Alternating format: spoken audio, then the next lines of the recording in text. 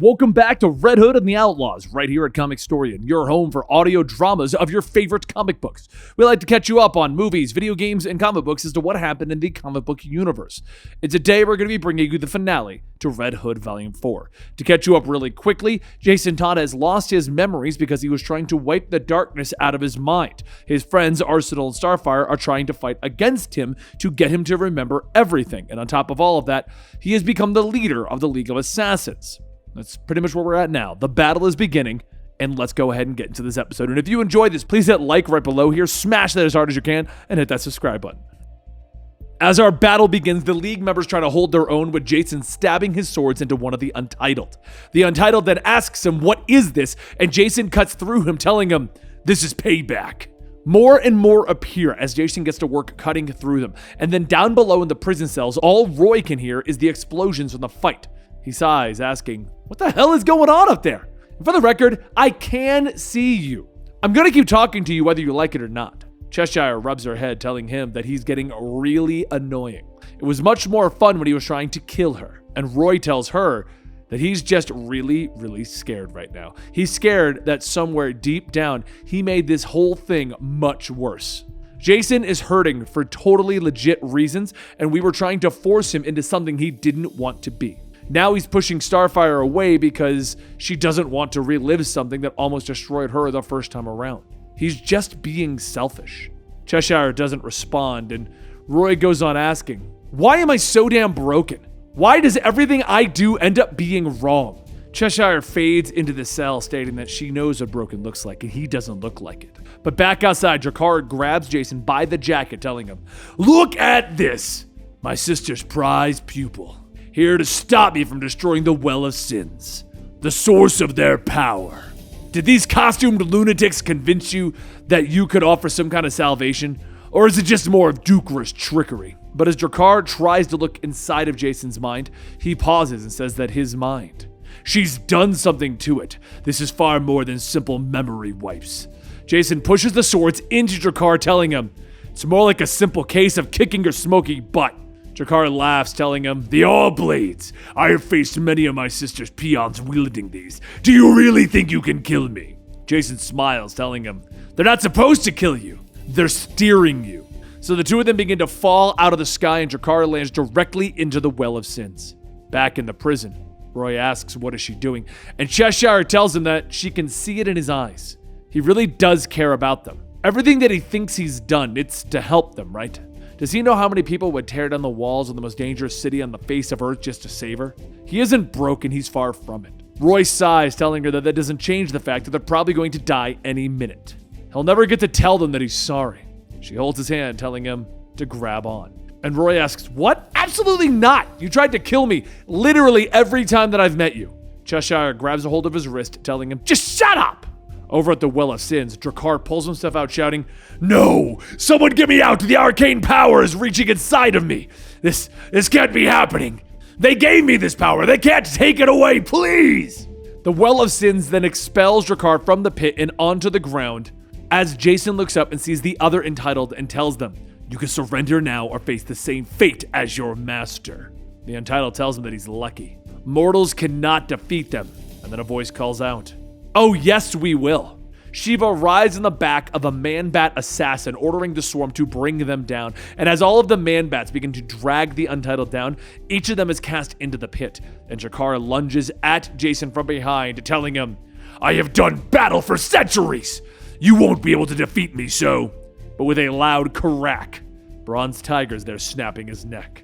Jason looks at the lifeless body of Drakkar, telling him that he supposes that was necessary, but after everything that monster's done. Shiva hops on the man-bat, stating that this is it. The Untitled die tonight, every last one of them.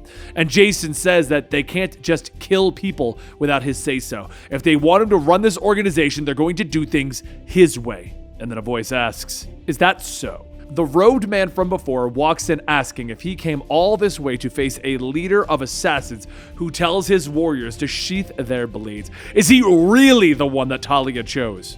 He expected more. Bronze Tiger steps back, stating that voice, and Shiva smiles. The robed man tells Jason that he played his part well, but the game is over. Jason orders everyone to attack, but Blood Mage says to hold. Do they not know who that man is?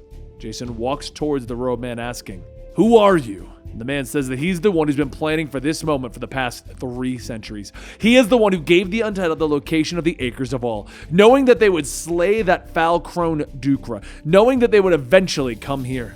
He is the one who knew that they would fall, imbuing this pit with the power that he has only ever tasted the scraps of once before.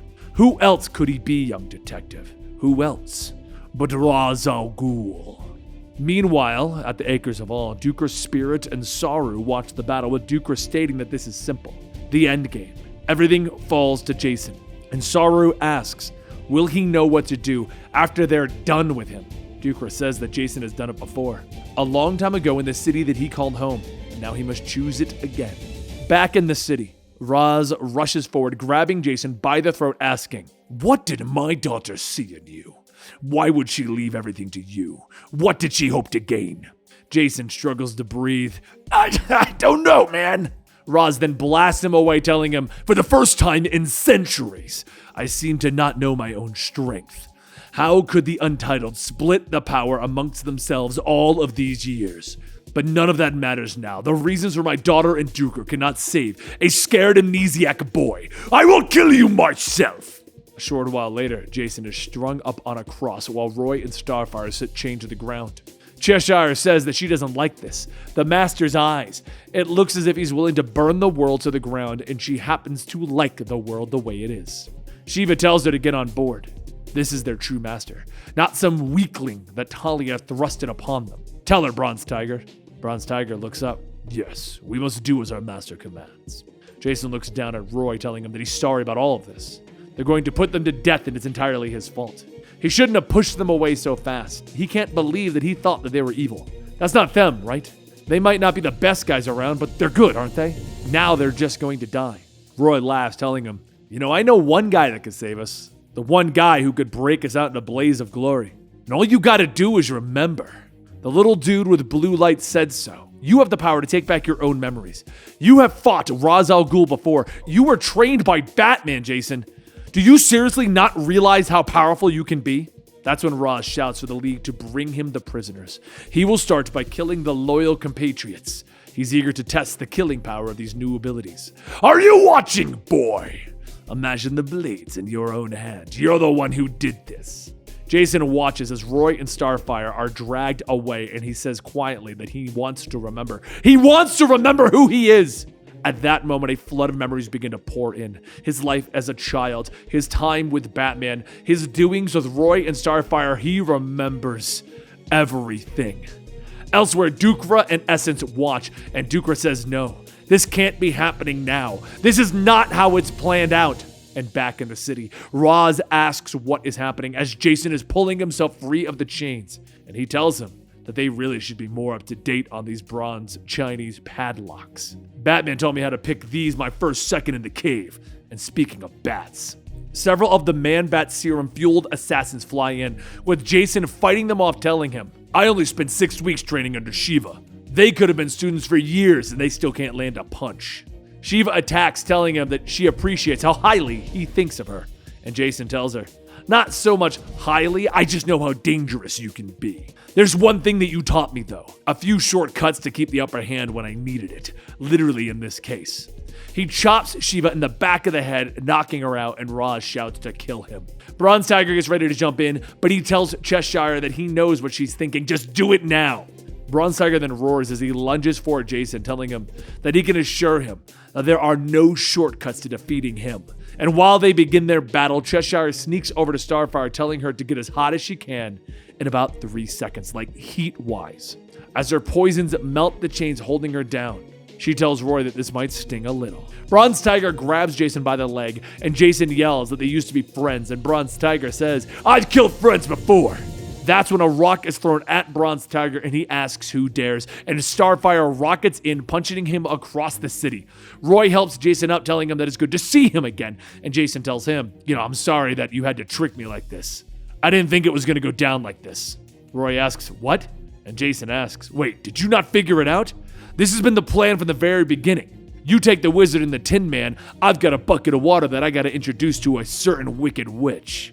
Outside of the city, Essence yells that this is it. The tides are turning, and Dukra says no, it's not. It's imperative that Jason not recover his memories until the very end. He was meant to be purified, clean. Jason Todd just walked into his own death with his memories back. He finally knows that this is the end. And there you have it, the conclusion to Red Hood and the Outlaws, Volume 4. Jason is back to his full power. He is now fighting against Ra's al Ghul. What do you think's going to happen? Well, if you didn't read ahead, give me your guess down below. And if you did read ahead, well, just let me know what you think of the series. Either way, guys, thank you so much for your support, and we will be seeing you very soon.